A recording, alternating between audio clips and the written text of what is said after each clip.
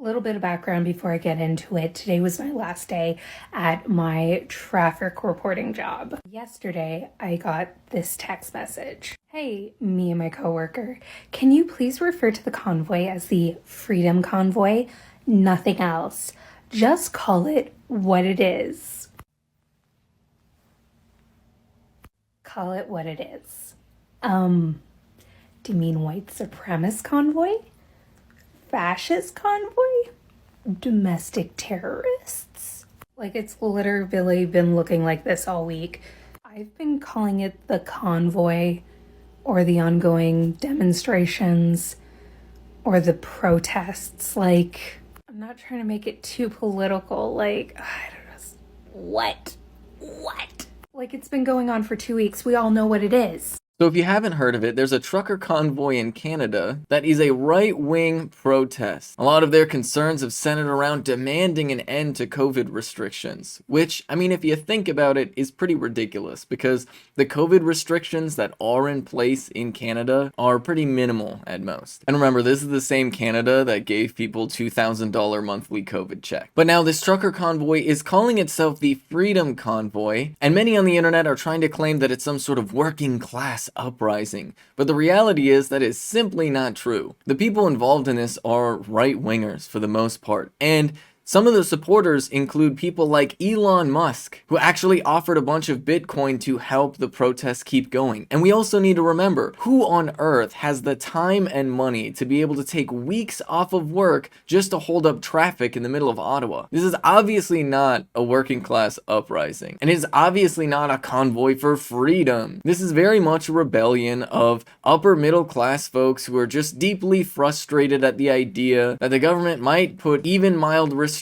on them. But it's telling that this traffic reporter was asked to refer to them specifically as a freedom convoy, despite the fact that there's a well-known presence of white supremacists at this convoy, and some of the people believed to be associated with the convoy actually attempted to burn down an apartment building in Ottawa near the protest. These things should be pretty good signs that this isn't some sort of working class uprising, all while drowning out any actual call for real change. In fact, the president of Teamsters Canada said this, quote, "The so-called Freedom Convoy and the despicable display of hate led by the political right and shamefully encouraged by elected conservative politicians does not reflect the values of Teamsters Canada, nor the vast majority of our members, and in fact has served to delegitimize the real concerns of most truck drivers today." And that quote really nails it, because this faux populism trying to claim that, oh, truck drivers are really concerned about this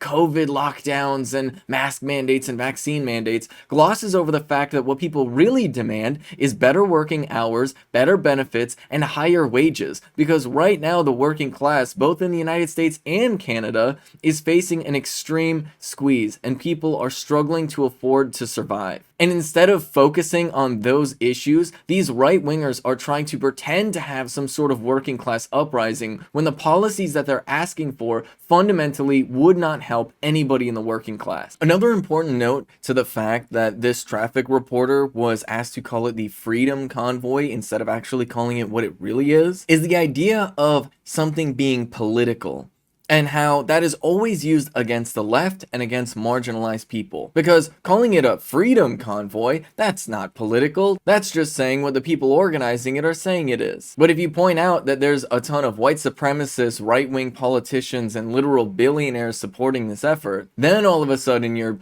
being political. If you accurately report the fact that white nationalists are a significant chunk of the people involved in this trucker convoy, that's political. What they're doing, actually being white supremacists, oh, well, that's just, something that we can't mention because you wouldn't want to offend any of the racists, I guess, by accurately describing their behavior. And this is so pervasive throughout the media that most Americans really just don't have a full understanding of what politics really even is. And it is because the media actively whitewashes itself to cater to the sensibilities of privileged white folks instead of actually reporting on things the way that they are. And the fact that a traffic reporter was asked to call this a freedom convoy just goes to show how pervasive this really is. This is Ben Carollo with Rebel Headquarters. You can catch my show Galaxy Brain on the Young Turks Twitch channel every Friday at 4 p.m. Eastern Time.